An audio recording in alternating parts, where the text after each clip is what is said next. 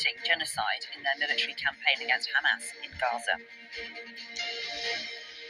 Human feces in our rivers is putting the public in danger, and the risk will increase if action isn't taken now, according to a new report backed by the UK's Chief Medical Officer, Professor Chris Whitty.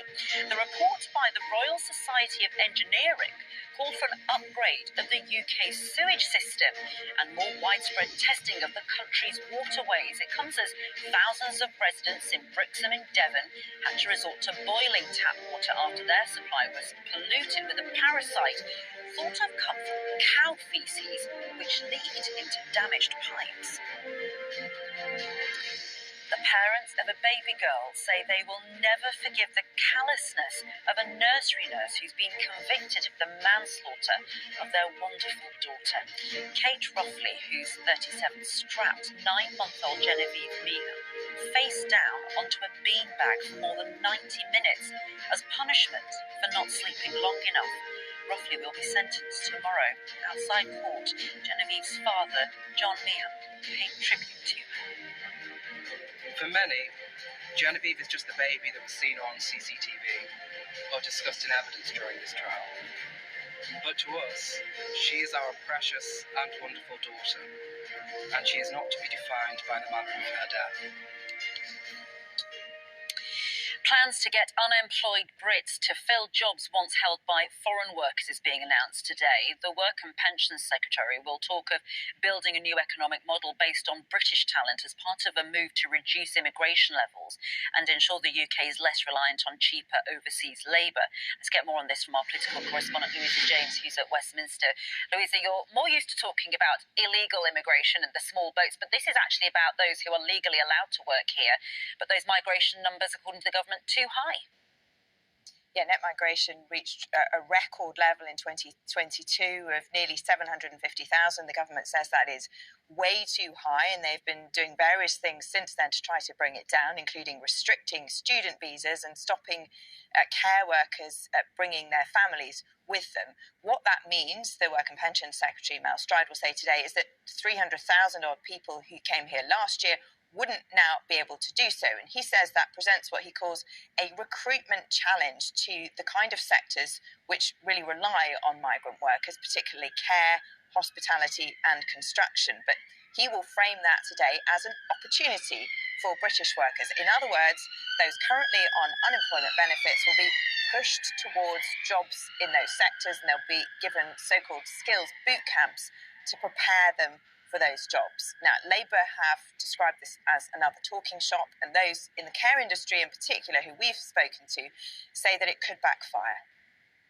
Being a care worker is certainly a vocation, and nobody who doesn't have the right values or indeed wants to do the job should be forced into it, because that will lead to people not getting the best quality care, and it'll be a bad experience for the people who use services, and it will also be a bad experience for the people delivering them. Well, meanwhile, Rishi Sunak is going to make a separate announcement today on illegal migration. He is visiting Vienna to meet his Austrian counterparts, and the Austrian Chancellor is expected to endorse Rishi Sunak's Rwanda deportation policy, saying he and the Prime Minister are on the same side. Louisa, thank you. The Princess of Wales is said to be excited by a new report by the Centre for Early Childhood, calling on businesses to introduce more family-friendly working practices. However, this doesn't signal a return to work for Kate. Kensington Palace has said this is, of course, because she's undergoing chemotherapy after a cancer diagnosis. The Princess, though, remains fully updated on the work going on in her absence and is said to be driving her passion projects from home. Meanwhile, the King and Queen were nicknamed King of the Compost and Queen of the Bees as they toured the No Adults Allowed garden at the Chelsea Flower Show, designed by children from Sullivan Primary School in London. The royal visit came days after the King became the new patron of the Royal Horticultural Society, and as he returned to some public duties while undergoing his cancer treatment. Football now, and the England manager will reveal his provisional squad for the Euros later today. The tournament gets underway in less than a month, with England hoping to win its first major trophy in 58 years. Nick Dixon is at Wembley for us. What can we expect today? Morning, Ranveer. Well, what's going to happen is at 2 o'clock, Gareth Southgate will name an expanded squad of around 30 players, perhaps just a few more that he can tinker with over the next few weeks and make any last-minute decisions. But ultimately, he's going to have to whittle that down to 26 players before the tournament starts. So inevitably, a few players are going to end up being very disappointed. Just looking at the sort of possible squad, of course, there are certain players for England that are pretty much guaranteed a place in the squad, and of course it's very likely in the starting lineup as well, but still a few players are on the fringe of being selected, players like Ivan Toney, Joe Gomez as well, and places indeed for Jack Grealish and Marcus Rashford as well. By no means a certainty. Gareth Southgate also has a few injury concerns at the moment with Kane and Saka, and we've spoken to one former Lioness who believes that every squad member has a crucial role. You've got to know that you might not play every game, you might not play any game, you might come on for 5 minutes, but your job is important and your job is valuable. So he needs to make sure that he's got people that are in the right frame of mind to play whatever role is asked of them. England has 2 friendly matches on the 3rd and the 7th of June before the tournament starts. So as I say, Gareth Southgate can sort of tinker with the team until and Scotland incidentally will name its squad tomorrow. All right, super. We love sending a Scot to report on England. It's always our little joke, isn't it, with you, Nick? It's always you.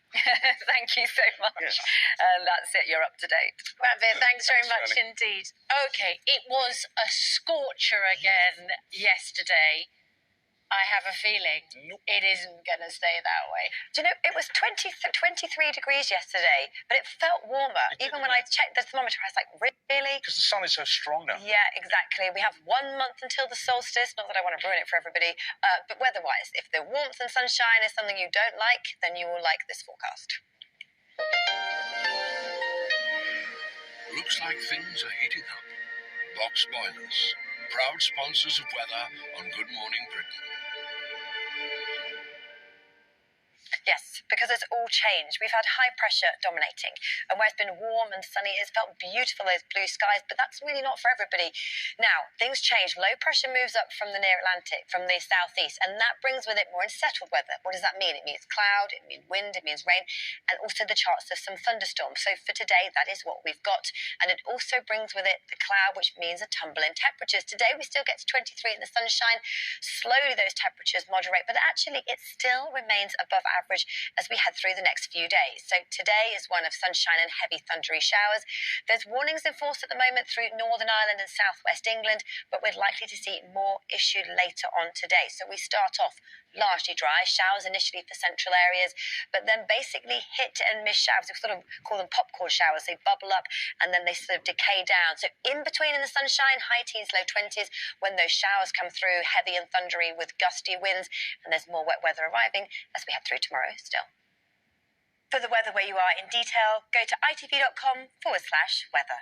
Laura, thanks very Laura. much. Still to come on Good Morning Britain. Should thousands of burglars, shoplifters, drug dealers be spared jail? The government's looking at scrapping short sentences amid warnings prisons are bursting.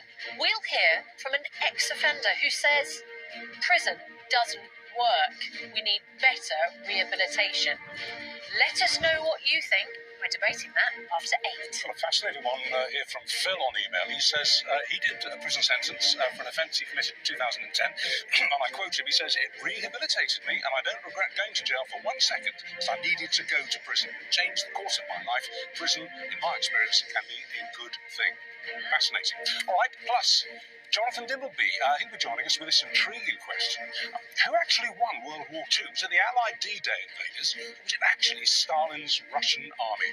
And will Jonathan's friend the King be at the D-Day celebrations in France next month? That's later.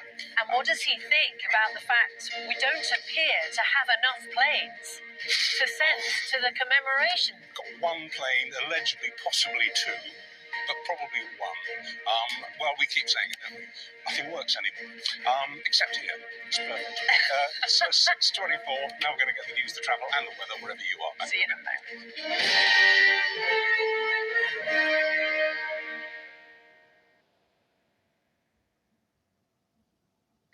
Good morning, Monitor. I'm Andrew Jones. The GMB headlines now in Wales.